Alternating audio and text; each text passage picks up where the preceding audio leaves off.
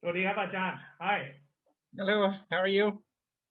Good, I'm good. Let me adjust my speaker a little Looking bit. surgical? Yeah, I have someone walking in and out of my office sometimes, so I Oh, I see. gotta. I thought maybe you were in the chocolate lab. You were cooking up something. No, this is my home office. My voice is clear right here. Yes? Do you have any particular requests for the introduction? Because I probably keep it very short. And if you'd like to introduce yourself more, you can. But it's kind of written into the advertisement already. Yeah, I actually you don't have to introduce me that much.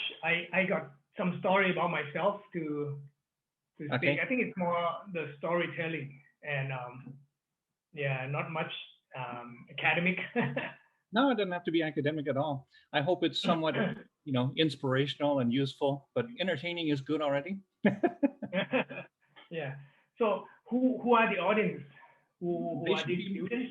There are master's students, and they come from different types of backgrounds. So some of them might be entrepreneurs, some of them might be marketers, some That's might have good. some family business. It really is pretty broad mix, and it's completely Right, right. optional. Optional. Normally, some students have class 9 to 12, and other students have class 1:30 to 4:30. So that's why we kind of sandwich this in the middle. Right. But you teach marketing, right? Basically, the core subject is marketing or It depends. management. We have the specialization for marketing, but we also have entrepreneurship. We also have corporate finance. We have health and Oh, wellness. Yeah, we have several different programs, general management. right, right. Yeah. So But John Reno, but you teach marketing. That's what yourself? I Yeah, I got. teach marketing, consumer behavior, market research type of things. Right. So I'm not sure in Good terms of timing. afternoon. Hey, this is Astrid. This is Paniti. Hi. Very nice to meet you. Thank you for being our speaker today. Thank you. Thank you. I hope I can entertain some of your students. I hope. Ajahn Astrid's the head of the international program, and we're just sort of making efforts to bring more to the students, especially during the COVID lockdown. Yeah. I mean, we much prefer to have you live in the building, but not this time. Yeah, Zoom has been good. It helps a lot of, I don't know, we can say productive, but a lot of work meeting. The other day, my son saw a Zoom meeting with a real estate agent in London. He's flying off to London for study. So now looking at the apartment, so agents now just walk along with their phone and use their Zoom to show the apartment. It's quite nice. That's very useful. Yeah. So where are you based? Are you in Bangkok or are you outside of Bangkok? I'm in Bangkok. Okay. I'm in Bangkok, yeah, around Sathorn area. Okay. Nice. It's a pity we cannot taste your product. Well, it can be ordered online. You need to tell us the link. Yes, we will. I will. Yeah, we need some shameless self-promotion, please. Shameless. Yeah, that's what you need nowadays, to think a little bit outside the box, which is my main, basically main topic of today, main subject of today. Okay. We have quite a few students, with family business and also entrepreneurship students. I don't think we've ever really had much luck developing a full-scale incubator, but I'm sure any of the stories you have about investment and what you look for would also be interesting. Happy to. So I was gonna. I'm telling them later, but what I do mainly is lawyer, entrepreneur, and angel investment. Yeah. Okay. Yeah. That's better than the devil kind, right? The good kind.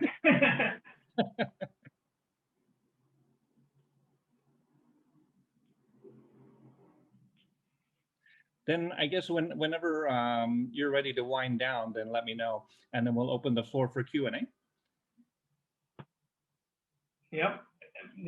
please lead me to your lead. And I have a few slides. I think I can share the screen.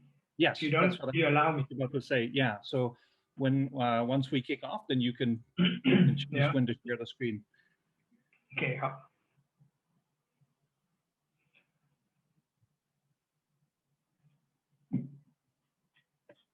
In the meantime, you can have some music in the background if you want.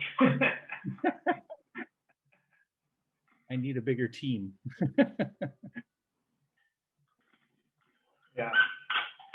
Normally, when I'm teaching from my office, I have your chocolate on my desk, so I can show them, like, I can hold it up and show them. Right. I don't have it with me at home, so not able to. They can have a few pictures of my chocolate at the end of the slide. I show them that. How did you two get to know each other? We were introduced by the MD at that time of Muttman, and they were the company that runs Greyhound, Obong Bang, Baskin Robbins, and Mr. Donut. And yeah, I was introduced to try to talk and help talk about branding for the chocolate. Right. Okay. And later on, we started to party out together with our common friend, Paniti, who teaches at Thammasat University, also a Berkeley grad. He, a PhD in engineer, much smarter than me. He's the guy who provides our coffee beans at Antanade. Okay. Yeah. You have had his strong coffee. Yeah, he delivers it to Mahidol, so we got good provisions. We have good provisions. Yeah, that's what you need nowadays, especially, I don't know, the lockdown situation, but that's what I'm doing with my entrepreneurship with the chocolate company. We package everything for home delivery. Mm-hmm. Yeah, it's important. Oh, Alessandro, I remember your name, right? He came with you to the cafe, is he? Italian student. Oh, no, that was Alfonso. Alfonso. Oh, okay. Yeah. Sorry. Alfonso is Italian. Alessandro is Swiss. Can I ask all our students to switch on your videos, please, so we can see you? Because it's not so nice to talk to black boxes. We would like to have people. Thank you, Alessandro, for being the first brave person to switch on your video. We often talk about chocolate together since Alessandro moved here from Switzerland. Is that right? Yeah, from Switzerland. Yeah. Yeah, this is the land of chocolate there. That's something I will be addressing about as well, because my crazy idea, made people laugh about me at the beginning. Yunzu is good at laughing, so he's a good audience member. Thanks for joining. Hi. Asoka, how are you? All good? Yes, I'm in Bangkok now. Yeah, you know that. Now that you finally made it to Bangkok, we have the worst pandemic. So it's bad timing, right?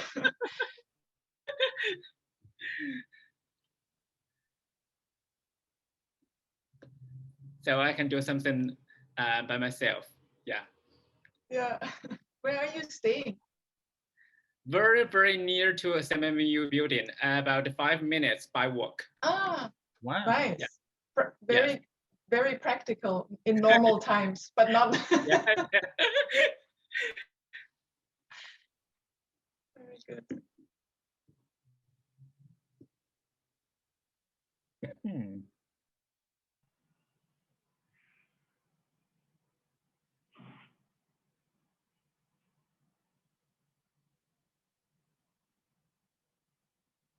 Can I ask everyone to switch on your videos, please, so we can see you?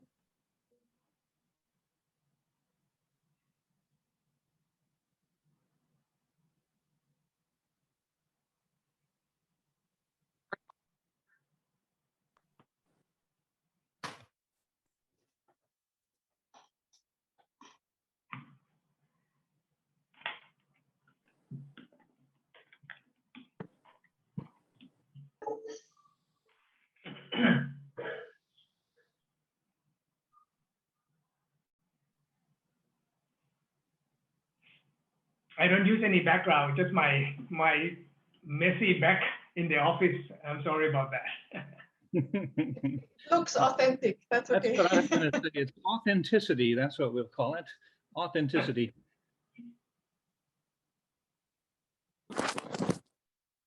I normally have some fake background, but I wanted to be a little bit formal.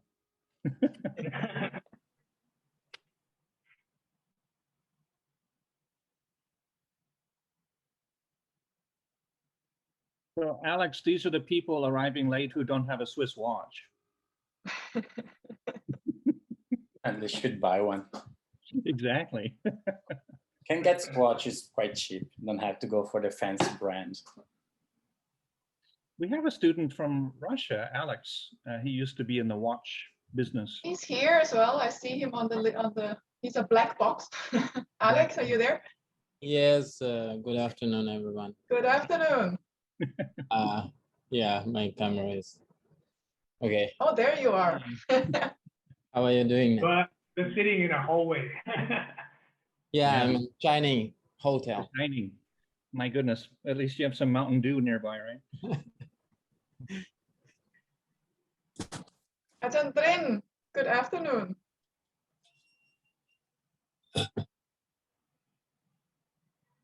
Here in spirit.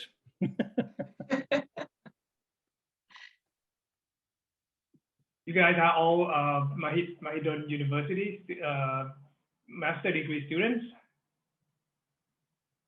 Yeah, except for Trin. He's one of our faculty. Ah, okay. I think Trin went to Cambridge. Yes. Wow, nice. Can I ask what's your average age or what do you guys do? I hope that my subject will be somewhat interesting to you. So in general, average age of our students is 27 approximately. But we have some younger ones and some older ones, but on average 27 with a couple years of work experience. Okay. And very different industries, like everything from pharmaceutical to engineering stuff to medical to, we have a healthcare and wellness management program also. So we have students who are medical doctors or nurses or work in retirement homes. And then we have a lot of people with technical background, like engineering background, and then some of them have business background already. Some of them are new to business, so wide variety of. Anyone about to set up your own startup or to get into any entrepreneurship to start your business? Anyone? Not yet decided. Okay. Recommend they finish the degree, maybe. Yeah, if you want to do, just don't follow your passion. That's my main message here. And I guess I'll use that as the introduction to kick off, because you're a very passionate person. It's one of the things that just really stands out to me from knowing you, that you're just really brimming with passion and really enthusiastic all the time. And so when you proposed this topic, I thought, how ironic, or I don't know, or maybe well, you at know least about this.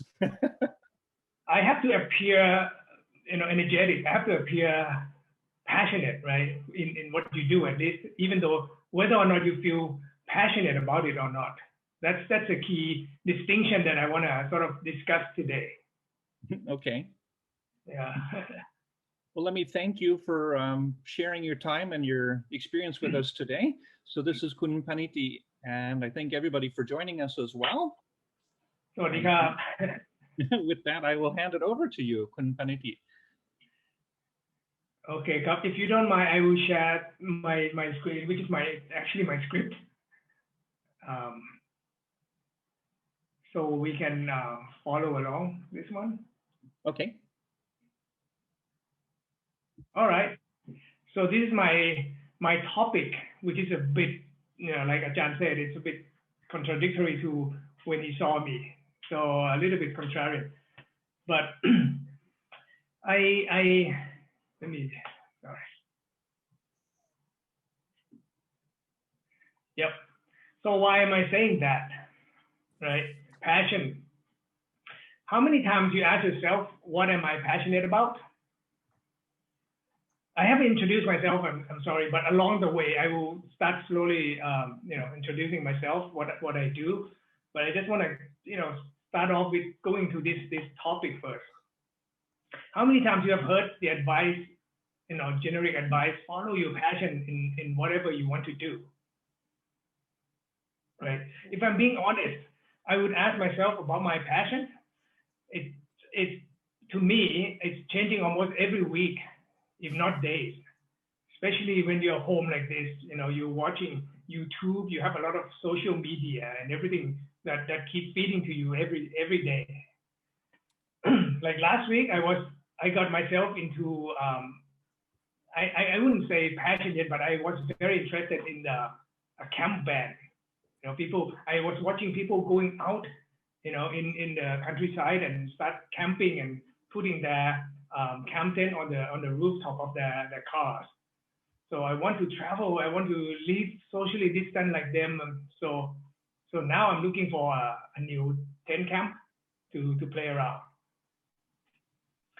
So the point is, I feel a bit passionate about it, but do I want to do business with it or of it? The camp tent, maybe not, right? So I don't think it's a right question to ask. That what am I passionate about, and I want to do anything that I'm passionate. I mean, and to do business with something that I'm passionate about, right? So it's not like a switch that you can just switch on and switch off that you like right away, right? Why? Because if we ask this question while trying to enjoy what we do, this question will just create a lot more pressure to yourself. It's like choosing from a menu, like, oh, I like Italian, I like Japanese, I like Thai food. Oh, wait, coffee is cool too, right?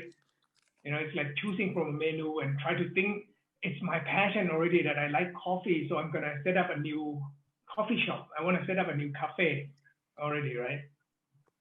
This is why I don't want to see another cafe again just because you tell me that I love coffee, and because there are too many open already, and a lot close as well, daily, I would say, especially in Chiang Mai, if you have heard about that. Because everyone wants to look cool, having a cafe and having a tattoo, with being a barista and showing a lot of nice Instagrammable shots, right? So that's cool. So I would say that passion has to be built over time. And also it fluctuates every week, every day. If not, it's like, I see it like a romantic relationship. You cannot decide to be in a relationship with anyone. Just, after you date once or twice, it's tough and it's prone to be wrong too. So a word of advice, in career or in work as well, I don't think it's different. Sometimes you feel joy with your work, with what you do, and sometimes you just don't feel like doing anything at all with it, right? So the point here is, it's important to understand this. Otherwise, you just deprive yourself from doing anything that you're good at, but you're not yet passionate about it. So I'd like to point out here that you have to make sure that you, in terms of business or work, you're doing anything that you're good at. Passionate or passion, you can decide whether it's going to be your business later on, or just do it for fun, something that you might do it outside of your work. จำเขาได้กันไหมครับโอ้ยปิดตา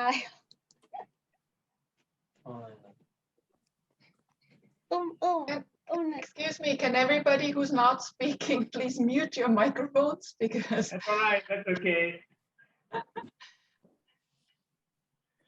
Okay, now this is what Ajahn Mando asked me, passion, right? Choose what then. This is what I have been doing for the last, since 1996, so 20 plus years. I have been a lawyer, and for the last 13, 14 years as an investor. And the last 3 years plus as an entrepreneur. I can do everything. I still do everything concurrently, I would say. Am I passionate about being a lawyer, or I'm passionate about investment? I'm passionate about making my chocolate that I will show you, or growing cacao. I would say no, right? Because I would say that I'm good at what I'm doing, but I'm not passionate about them.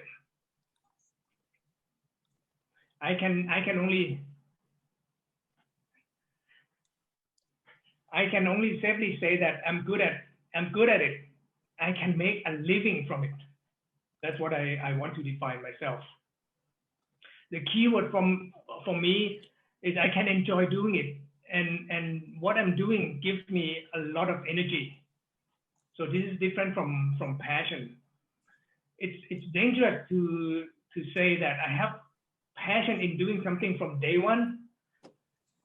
But if we develop relationship with it, with what we do, and getting better, getting good at what we do, good things will start to come from it.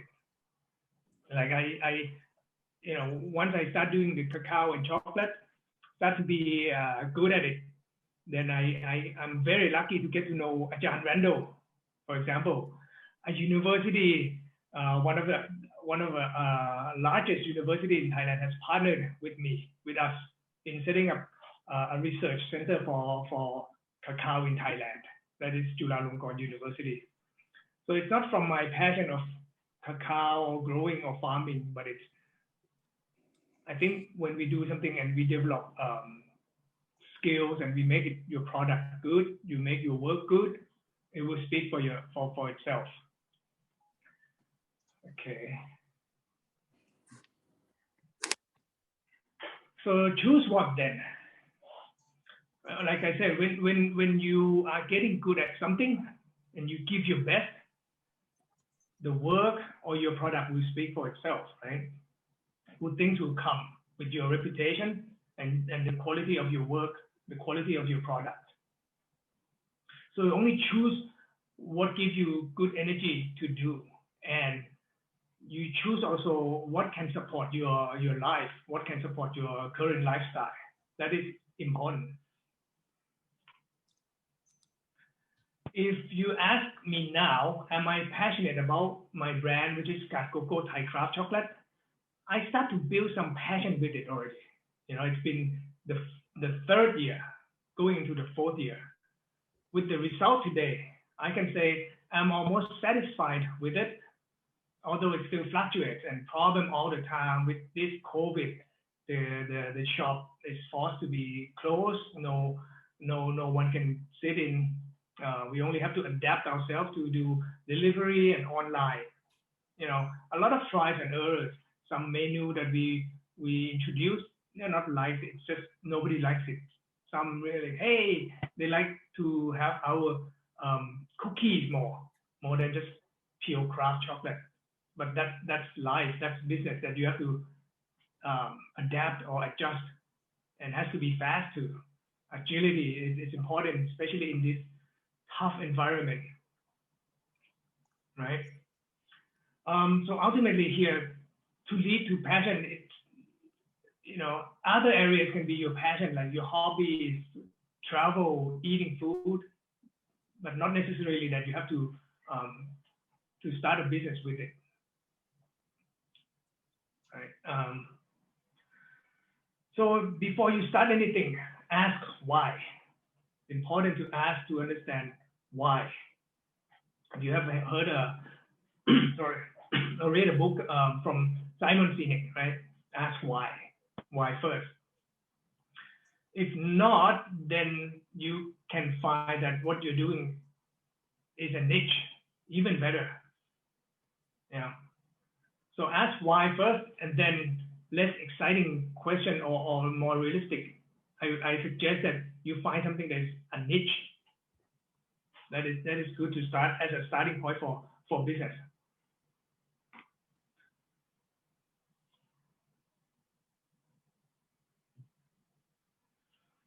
Somebody here, or a lot of my friends said, hey, it's too late. I just started something already with my passion already, right? So what am I going to do then? If you say don't do anything with follow my passion, I say it's fine.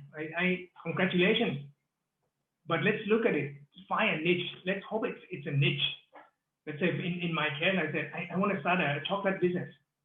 If it's not niche, I might have a problem, right?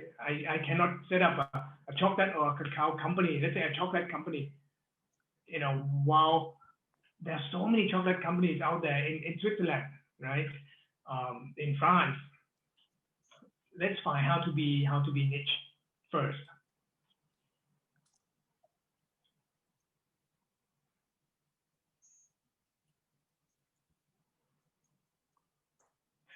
Okay, so how to see this niche? Let me give you an example of myself first. Here's what I've been doing for the past 20 years. Myself, I think about after 5 or 6 years working in major global law firms, I found myself that I cannot work in a big or major law firm anymore. Then I moved on to become a GP. It's called a general partner in a private equity fund in a big investment firm. Because I started to like something, you know, after involving as a lawyer and investment, they became our client. It became a legal client of mine. And then I started to know them, how business is done. Then I was interested and moved on to become on the side of on the investment side. Part of it is, wow, they make more interesting cases.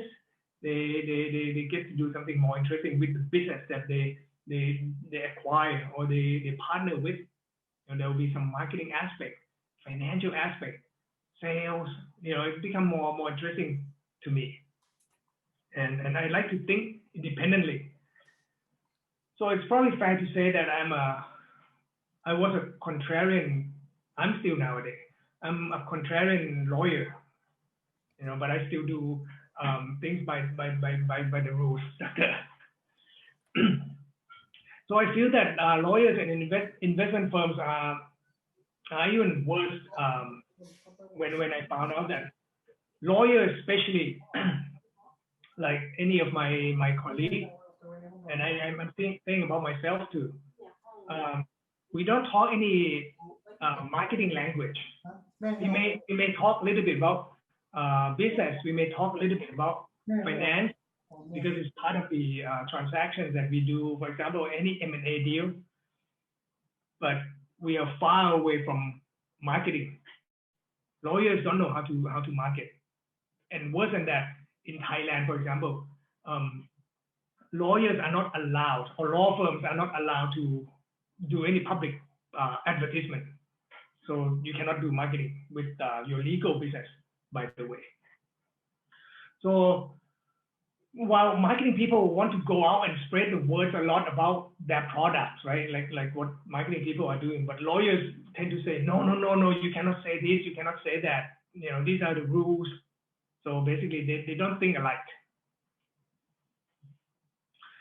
However, after I moved into more towards the business and investment side, I start to enjoy working with them, the marketing people, the business people, and see how they work and think. I found that it's a niche for myself. This is the niche that I can be a go-between, or at least a translator between a pure lawyer and a pure business or marketing people, so that I can marry them and make a good transactional flow, or at least a good investment. That's how I saw myself in the niche in the past career of mine. So I want to be a niche lawyer in the business marketing, and eventually, you know, like I said, it led me to become more leaning towards the business entrepreneur, marketing and investment. I think it's fun for me knowing about business, legal, and marketing at the same time. Excuse me.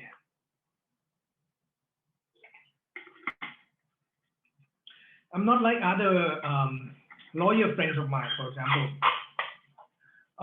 The first thing I read in the morning, for me, like today, for example, I don't know what you read, but I read an easy brief from Wall Street Journal, the WSJ. If you subscribe to it, it's good. There's a section that is called 5 things you need to know today. It's a kind of a clean of information that you can really get sense of what's going on before you go into Thai Rat or before you go into Line and read all the forwarded news. What WSJ or Wall Street Journal sent to you, 5 things you need to know. It's already distilled of news and what's going on about information of the global economy, the global markets, new technology, more in the lens of business and investment news. But however, by them putting it in the lens of investment and financial world, it already reflects the stock index, what the tech stock is coming along, what kind of technology that people are following, industrial stock, e-car, e-vehicle, for example, right? Or the banking stock, even Bitcoin is, or crypto is still something that I'm learning. But by putting the business and financial lens into this, I guess you have an institution like Wall Street to capture the concept. I mean, I'm not saying that you need to follow only Wall Street Journal. If you like something else like the Times or anything, these are, or even the Economist, I think they are good at cleaning information for you to understand and read. So coming back to being niche, in general, let's find how to be niche. I'm saying to be niche, you need to you need to find the ability of what you're doing to be niche, and at the same small as niche, but at the same time to be able to be big, or in other words, it's scalable, right? Plus, being niche is how you start, and you have to dedicate and give a lot of education, and let people tell you the truth. That's important. I'm going to explain to you this.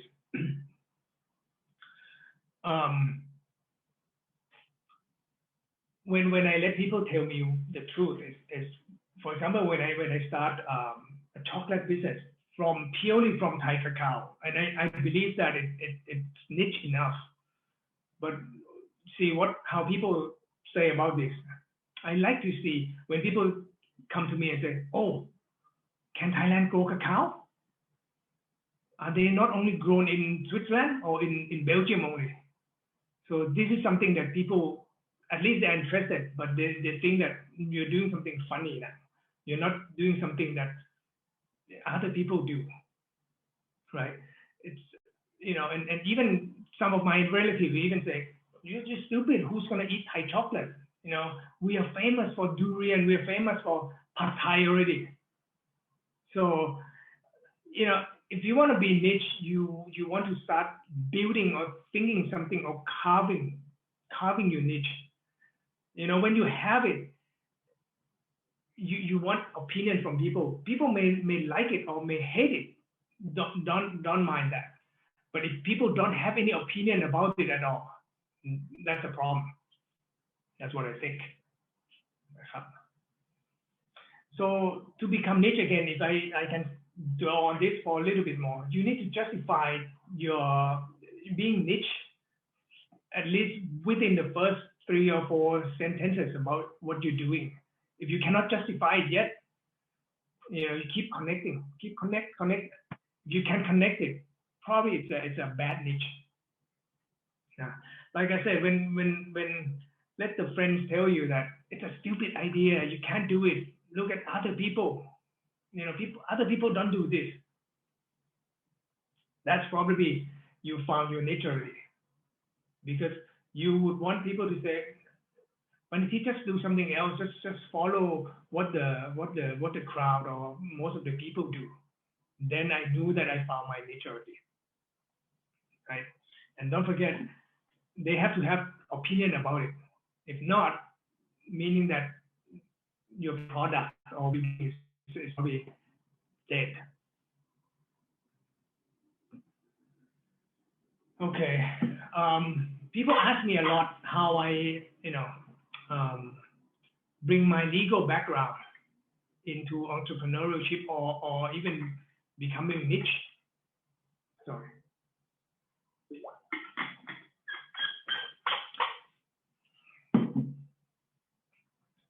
So how did I apply my legal background or my education into niche or into entrepreneurial business? So as I told you, when you look for it, you should see if your idea or what you are about to do is a vitamin, a food supplement, or it's a painkiller. I suggest that you find something that is a painkiller. It's niche enough that will get interest. But if it's just a food supplement or it's a vitamin, it's not going to change anything much. That's my idea. When I decided to found my chocolate card cocoa business, because I saw an opportunity to be an early market leader, not in terms of size, but in terms of a brand building. Because early in the market, I think I can build a brand that show first what Thai cacao is in the world-class gourmet market, or to the chef. Basically, I started with a lot of Swiss chefs. In fact, Swiss chef is my first customer at the Sukhothai Hotel. So that's how I approach this. So for me, I think it's a pain, especially when I heard the comment about Thai cacao. Thai cacao used to be used only as bulk and like commodity. Farmers grew a lot and then only sold the cacao bean as commodity to be mixed and make into cocoa powder, with any other origins. So, but the idea of mine is only to promote Thai single origin in different terroirs, right? So how I use my legal background to adapt to this niche that I have found. I studied law and practiced law. It teaches me how to think structurally, logically, as well as to negotiate and planning. It helps me tremendously in writing and storytelling, which is very important for any entrepreneur, storytelling. But I still have it, it's a part-time of mine, but I left the legal practice because I know that legal practice is different from an entrepreneur or starting your business. Because legal practice doesn't involve any creativity or building anything. It's about finding solutions. It's about finding loopholes. And it's about how long you have been practicing and who you know, rather than what kind of product you make, what you want to sell, and what your story that you want to tell. So that's a major difference from me, that completely switched from non-creativity at all into the creative side. So I use the entrepreneurial mindset together with the logical and storytelling skills to build my startup. That's how I approach this. However, okay, when you find your ability, the competence, when you want to start a business, what to do if you don't have these skills? I take a note here. Can I do everything myself when I started my business? No. You have to know first what you can or you cannot do. Right? I know what I can do. I'm not a chef, or for example, if you start a technology business, I'm not an engineer, right? I cannot code anything. So the thing that you need to know that what you have to understand, at least before you start, is what is your idea, what is your product. And even if you start already, at least you have to be able to speak or understand your production. You understand your product inside out, your production inside out. And most importantly, when you cannot do everything yourself, how you do it, you have to build a team. So team building, when you build a team, you have to lead the team. So that is the hard part of being a startup or any entrepreneur, is to build a team. But it's important because if you cannot do everything yourself, you gotta build a team, or otherwise you end up doing it yourself, and you will go back to the issue I addressed before, scalability. If you do it yourself, you will become a solo entrepreneur, but can you scale or not? That is another question, right?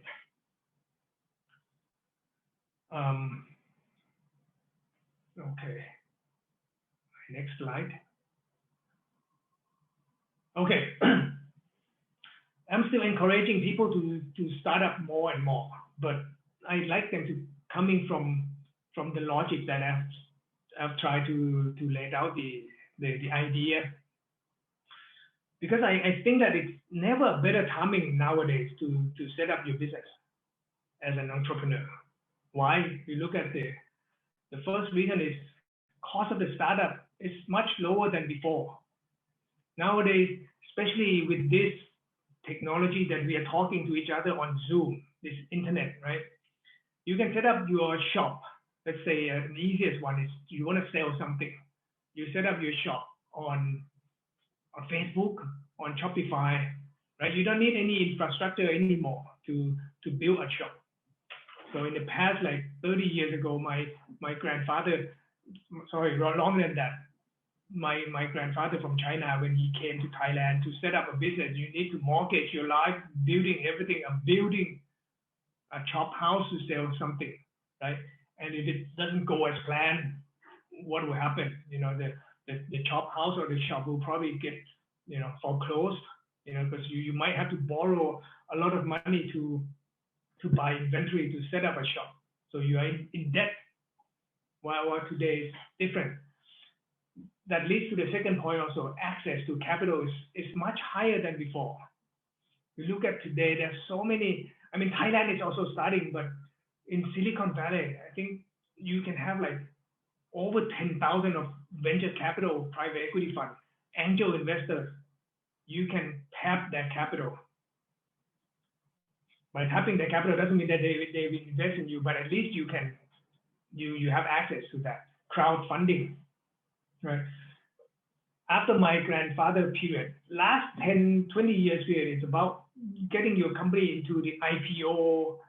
I don't support that idea at the very beginning in a way that you start a company, and I have seen like you try to either manipulate or do something that can get yourself or a company to be listed on a stock exchange. Whether or not it's good, but it's public money, and I think it's you need to have an IPO as your late stage. After you have a good idea, set up a company, set up a business already, angel investors, seed investor, angel investor, or venture capital already invested in you and scale, and have yourself ready for the IPO in the later stage. But today I'm not talking about that part, but I like to tell you more that why it's good to set up now. Testing the idea is also easier and cheaper than before. You know, now you can just tweet yourself or write something on Reddit or Clubhouse asking, hey, I want to do this, I want to do that. Is it a good idea or not? I guarantee you will get answer back, negative or positive, but at least you can test your idea. Within 24 hours, you get a lot of ideas back, right? And talent pool availability is much more, right? I have seen you guys, I think we work from home nowadays in the working environment. Technology allows us to do so with Zoom, with outsourcing, Upwork, design. You can outsource all this, you know, so it's easier to set up.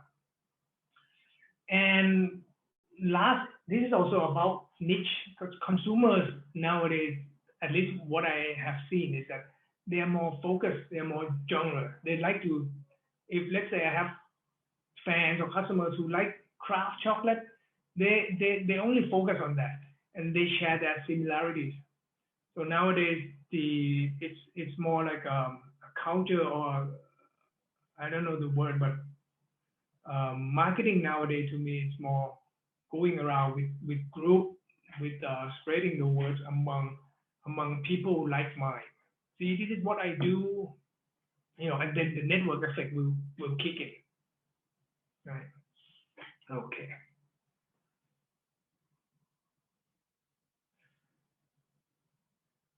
So I hope so far you have been following me with what I've been blurbing about. I have a fun exercise just to close off.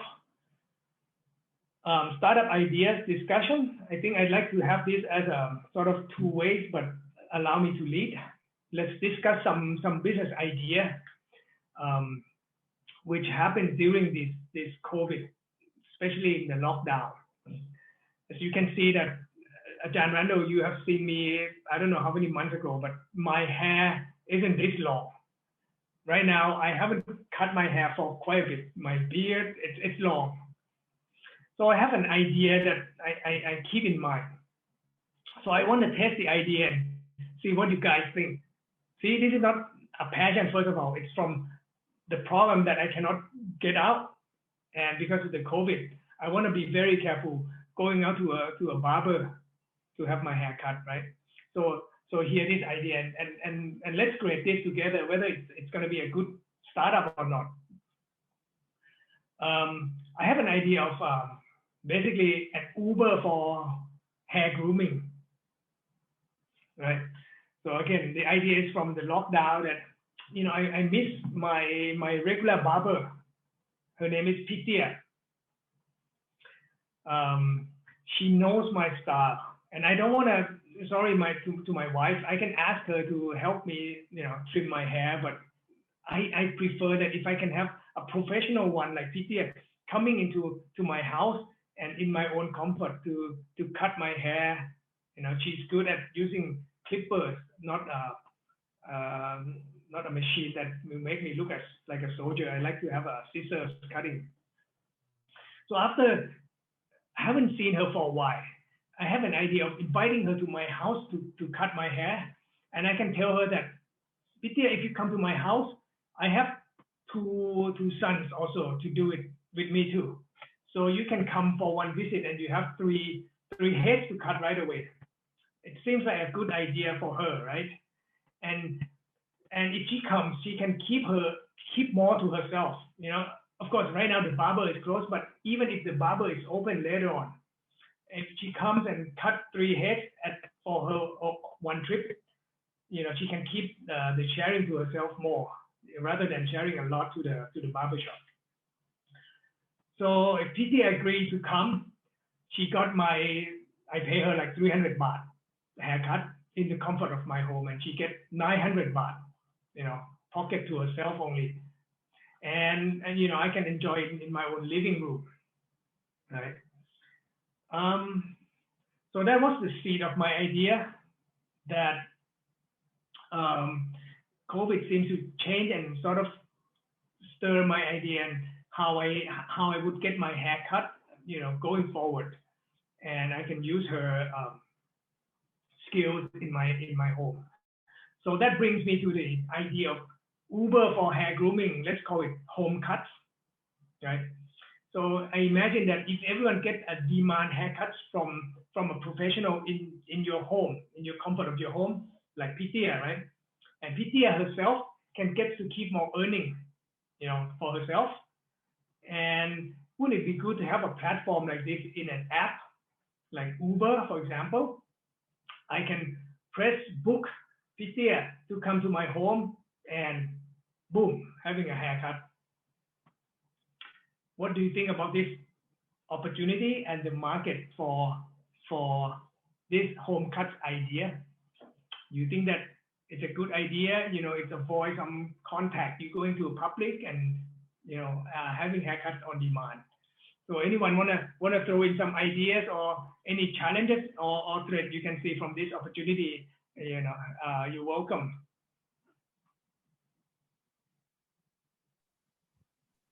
I think generally it could be like a good idea, but I'm afraid it might go a little bit against like the lockdown policies. So like the whole idea is to limit people in meeting other people. If I have a person coming to my place that maybe has been to 3 other apartments during the same day, I don't really see the difference on going to the actual barber shop. Then just on a copy point of view, I'm saying, otherwise would be great. I mean, if you can stay home, you don't have to go outside. Maybe it's raining, maybe it's hot. But yeah, from like a pandemic point of view, I think it's a little bit too risky to let, you know, a lot of people in. Yeah, you can think about after pandemic as well. So because what the reason I use pandemic is how I came to this idea, right?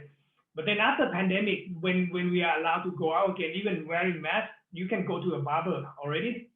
But this idea, this business is still there, right? You still have home cut app that you download, you pay, you call it, just like Uber, that I want to have my hair cut tomorrow or 3 days after this, and I book Pitya, she comes. So these home cuts, for example, Alex will have like a platform and payment. Everything is done within the app itself. It's very convenient. Yeah, no, I'm not saying it's not convenient. For me, my only concern is about, you know, having a person coming to my place that maybe has been to other 1, 2, 3 or X number of other houses, and then I don't know if I would do it. Okay.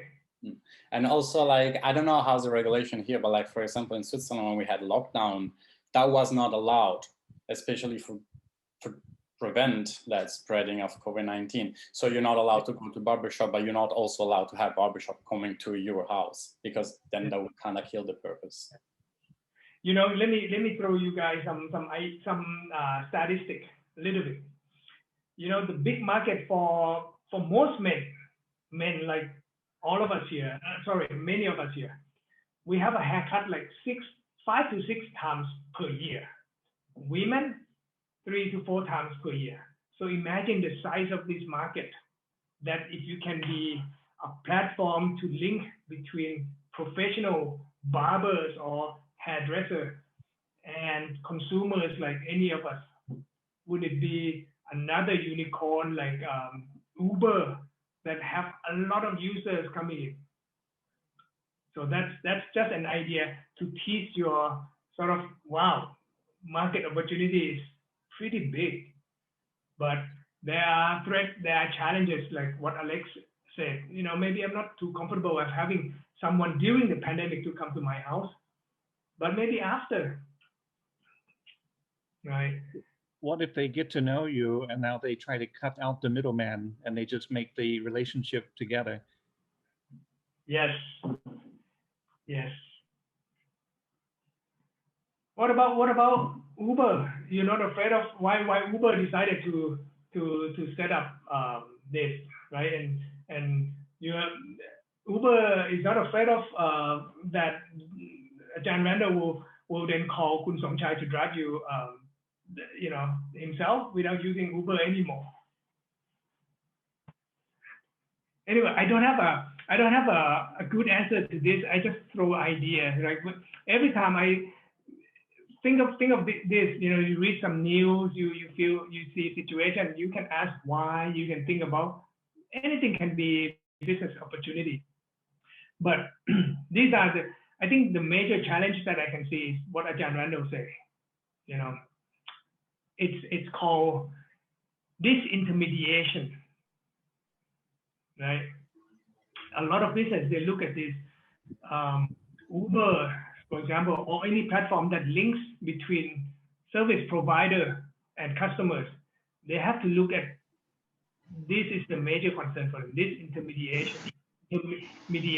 So basically, whereby buyer and seller cut out the distributor, right?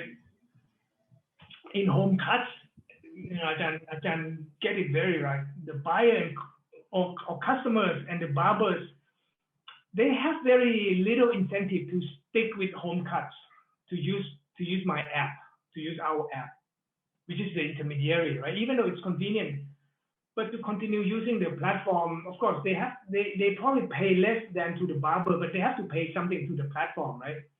Let's say that I find a great barber that you like already. Why don't you just contact it themselves? After the first cut, you ask for the number, right? You text them and say, or line ID and say, I want to cut again in the next few months, and please, I'll call you. You give me your line or give me your number. You make your own appointment letter, right? Without using my home cut app. So you may think that, how about Uber? Tons of marketplace like Uber, aren't they worried about this intermediation? So why do you think that Uber is not afraid of this?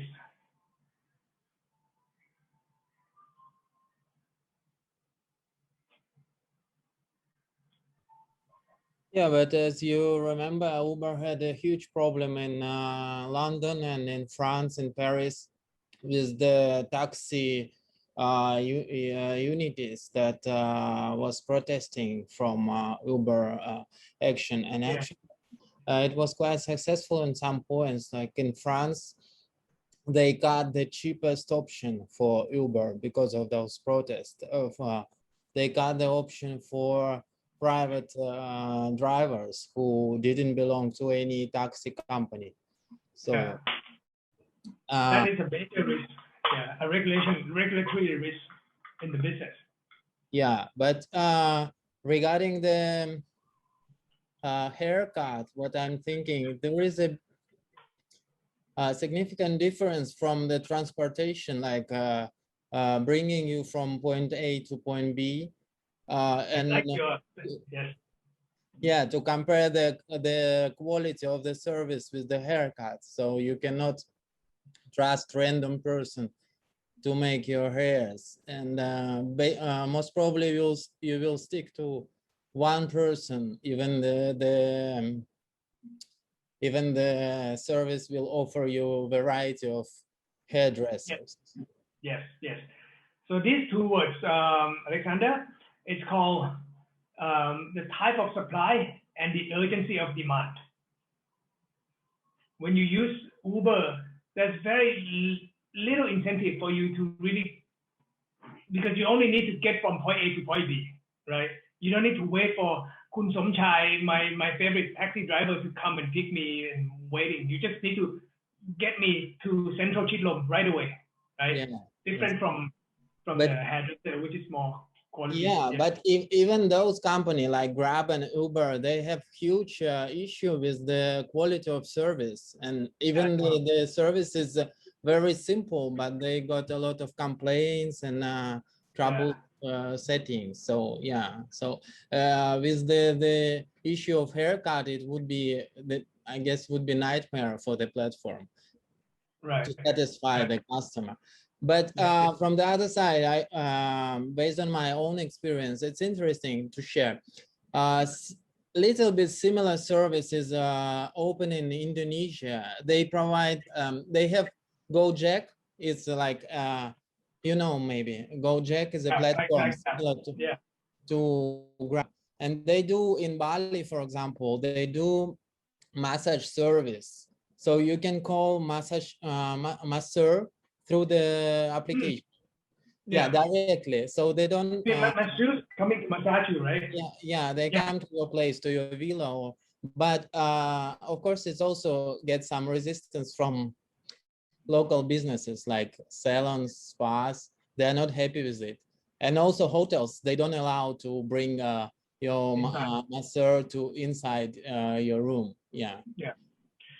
I think masseurs is the same problem as. Also, that's the, I would say, environmental risk, or the, I would say, social and environmental risk. But in terms of business itself, I think it's same as home cuts in a way that, but there's no matter of urgency of demand. in the haircut or in the massage, because you can schedule, you can call, and you can schedule for next week or 3 weeks from now. It's different from Uber. Uber is driven by an urgency of demand, that you don't care, you just don't need to talk to this driver at all, you just want to get from point A to point B. Yeah, right. but still bad massage is not so critical as bad haircuts, you know. Yeah. So there are a lot of business and platforms like this started in not only Indonesia, in the US, massage also there, and pet walkers as well, pet walking as well. I don't know how they would overcome the idea of again, the word urgency of demand, because Uber and this more tailor-made and requiring some skills and different business. So, you know, we are short of time. How would you grade this idea of home cuts? If you were an investor, an angel investor, and I'm a home cuts founder, I want to pitch you an idea that, guys, you know, look at the size of the market, look at the opportunity. You know, it can be tremendous because so many people cut their hair every day and year. Would you invest in this business, or how do you grade this from A to D? How would you grade this business thesis, this pitch? I would feel like it's kind of risky, because when you pitch a business, like, you can talk as much as you want, like how big the sample size of the market is, but the problem is, how do you actually capture the market share and actually be like capturing enough for you to stay afloat and relevant in terms of financial and everything? Yes, good. To me, as my experience for investment like this, I would give a C plus, right? So the point I want to make is that when you set up a business, only niche and everything, apart from this, think about various other factors as well. You know, you would do it and eventually you want to grow it.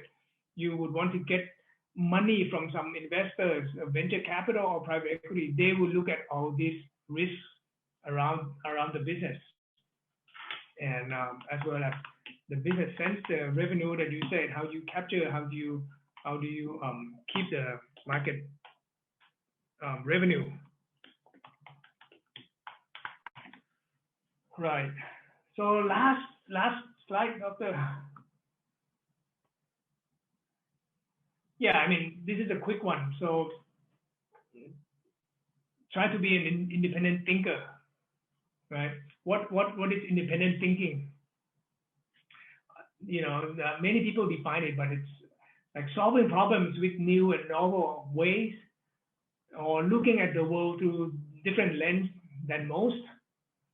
Keep questioning the facts and news, whether they on their merits, rather than accepting what the majority of the people think. Especially with the new trend of lies, you get lies news forward every now and then. Think about the merit of it before you just forward it. You know that 95% of us are group thinker, right? We tend to follow the norm. That's how we are taught, right? So I want to give you tips for practice how to be an independent thinker. Maybe you can come up with some idea later on. So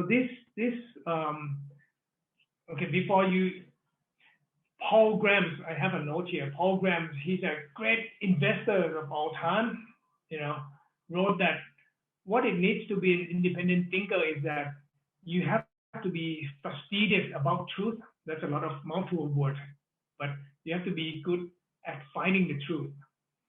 So when you hear news, is it true that what you see or hear on the news, like the number of COVID is true? You know, it's more or less than this.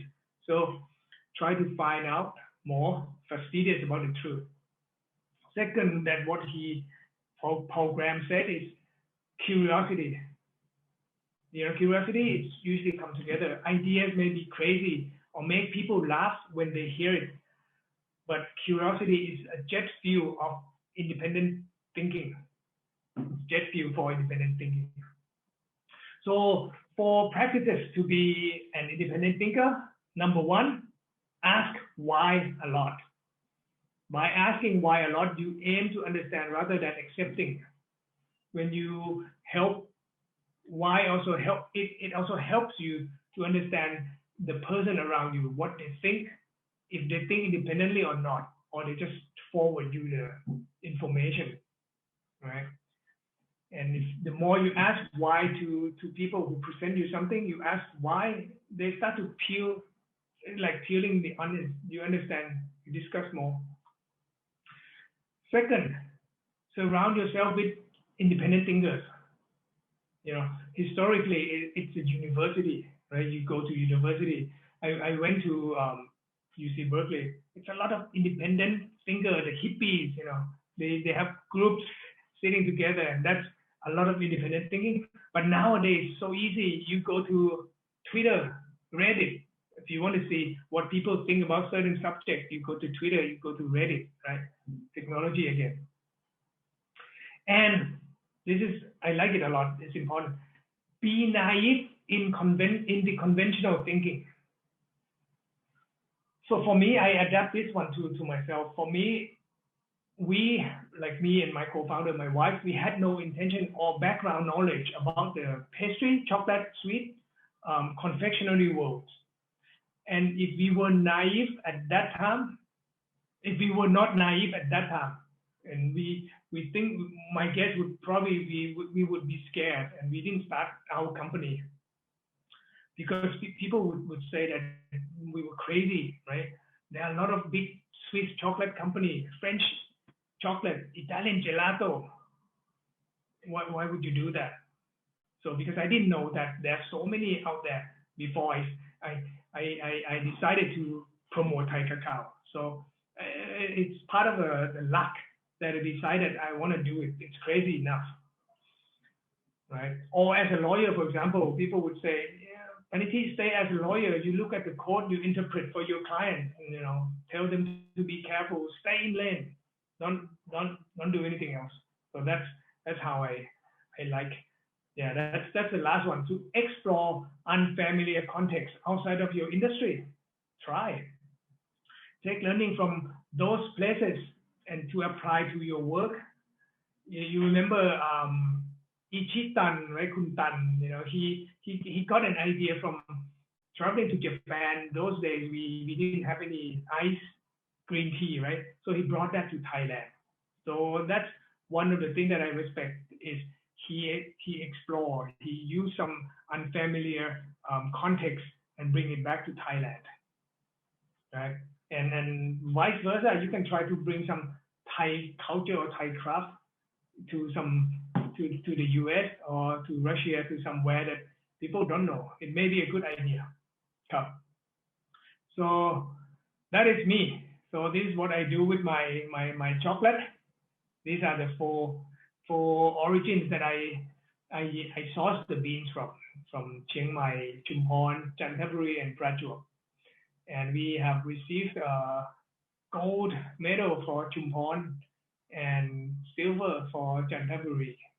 This is in France from AVPA, which is a non-profit organization for food like coffee, tea, chocolate, cacao, and olive oil. Right. So this is what we just received a few months ago. Well, for people who don't know, I mean, that's very similar to like coffee. When you say like Kenya, Sulawesi, you know, these are different varieties, or even whiskey when you talk about Glenmorangie or Glenfiddich or something. Yeah, single origin, or we are talking about terroir. We are talking about the origin where the crops or where the produce is grown. Where in the past, like I mentioned that the pain point for me was the cacao in the past in Thailand when we grew it, we just send it to mix with Malaysian, Indonesian cacao and sold in bulk, and they make into cocoa powder or Milo or Ovaltine that we have tried. We don't know where it's from. So during the COVID, since last year, I worked a lot with some social impact side, and this is a group of Thai young chefs who won second prize in the Asia Pacific of Bocuse d'Or. Bocuse d'Or is similar to, I would say, Olympic of cuisine, Olympic of culinary. So right now, the team of Thailand with sponsor from Kakoko and two other sponsors, which is Singer Corporation, which is my main client for the legal that I still work for them, and Amazing Thailand, Tourism Authority of Thailand. So they are going to compete at the Bocuse d'Or in Lyon in France in September. So using Thai chocolate, using some product from Thailand and some handcraft of in Trang, there's a kind of wheat that's grown on the shore, and use that to weave into baskets, and that will be used as a container. For this year, even traditional cooking, as in Lyon, they used to cook very fine dining French food on a big platter. This year they have an element that, with the COVID, you have to present also a takeaway menu and use your local ingredient. So it's a good chance for Thai team to showcase to the world. And by the way, Thai team is only one of the 5 Asia Pacific, whole Asia Pacific, including New Zealand, Australia, to go to compete in the grand final. Right.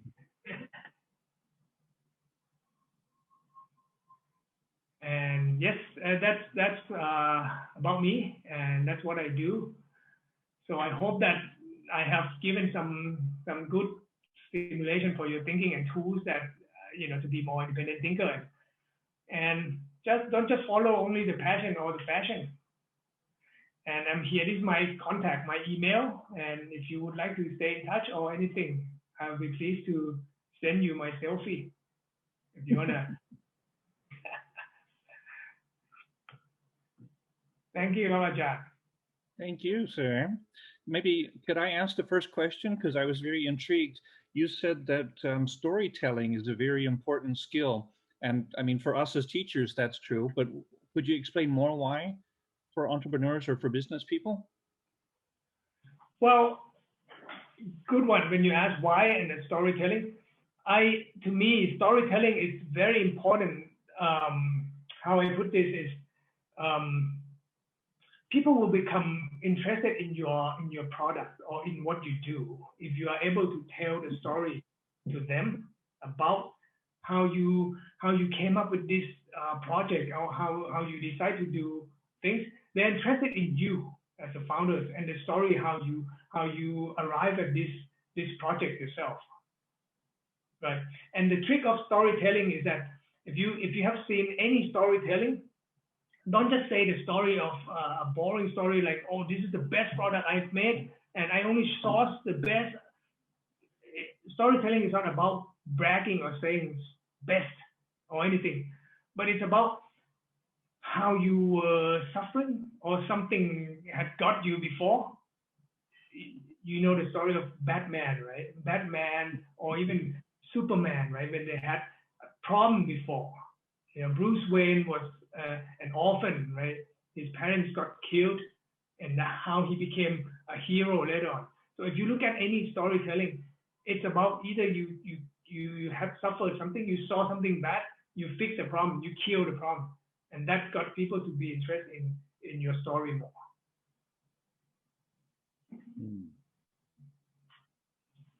Questions from the audience? Any questions?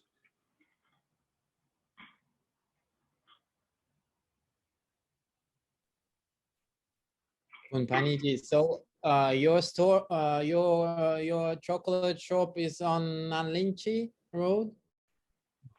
Very near Nanlinchi. It's on end of Nanlinchi. If you turn right, you will go to Suanplu. You turn left, it's where we are. Okay, that's near my place, so I'm still going to visit. But I didn't expect we could meet online here.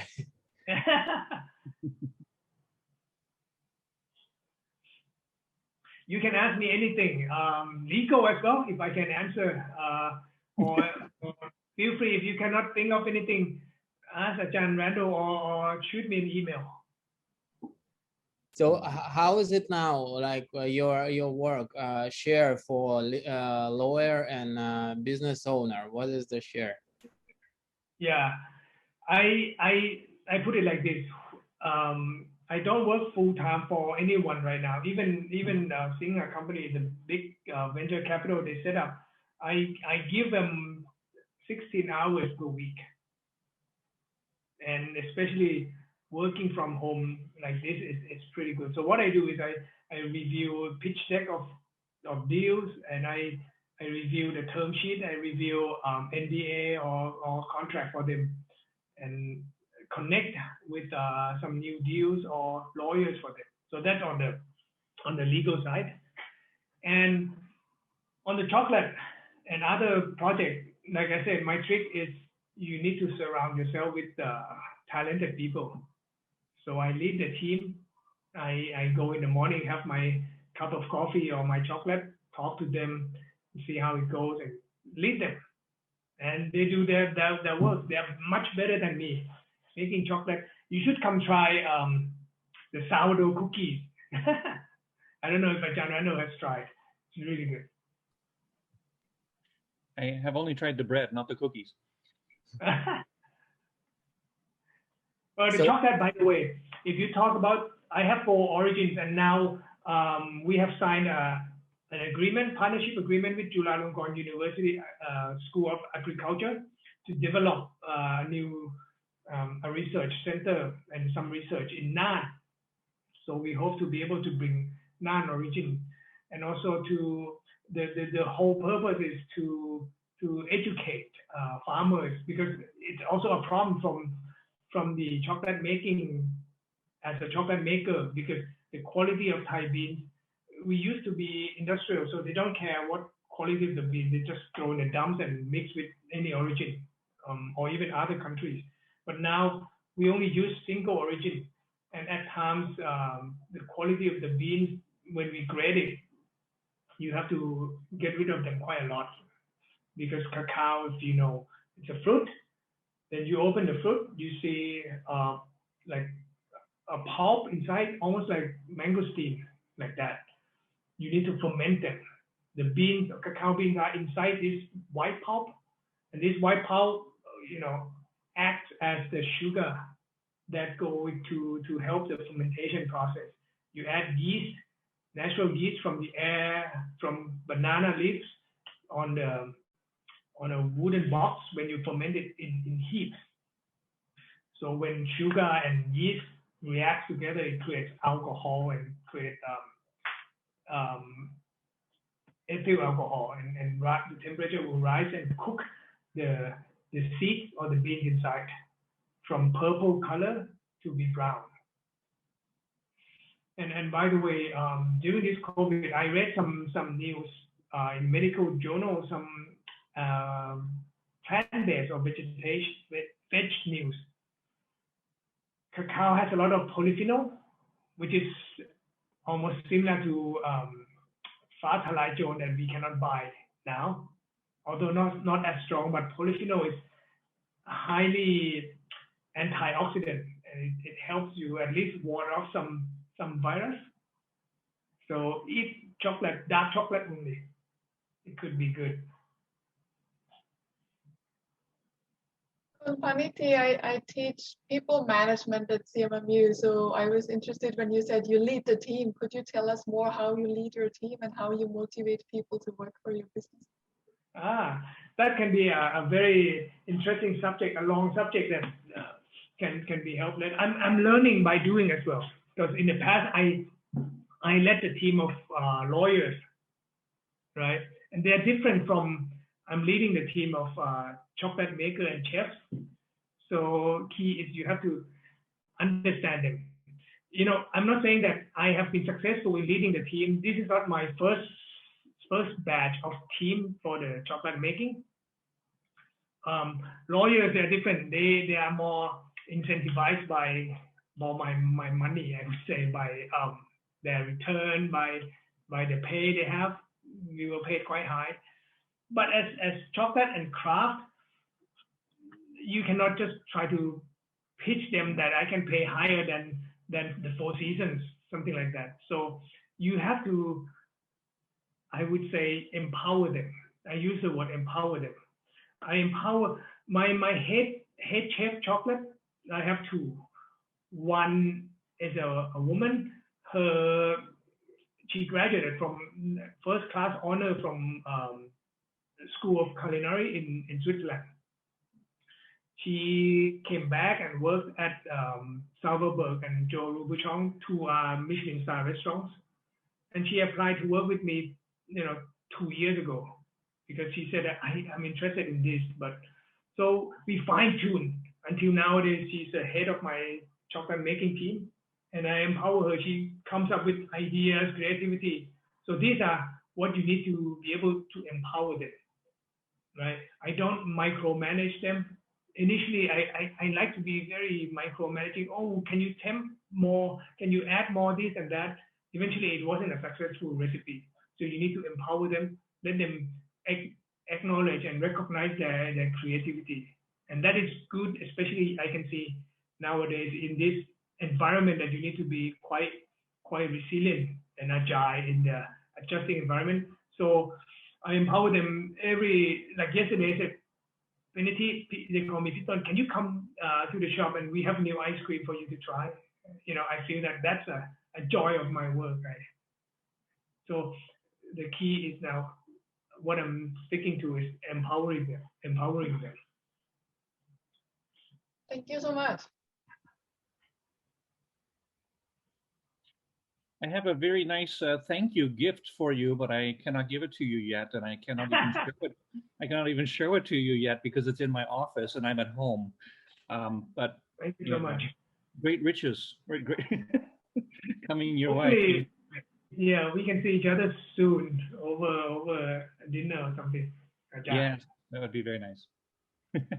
So thank you again for your time. Thank you so much for your interest in my talk, you guys. I hope I gave you something nice. Thank you so much. It was really interesting. And some of the students who left earlier, they had to go to class. So they didn't leave because they didn't enjoy, but they had to go because of class. So thank you so much. Really, very interesting talk. And thank you for taking the time. Thank you, everyone. Bye-bye.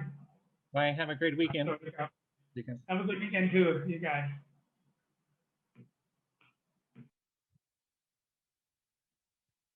Nice talk.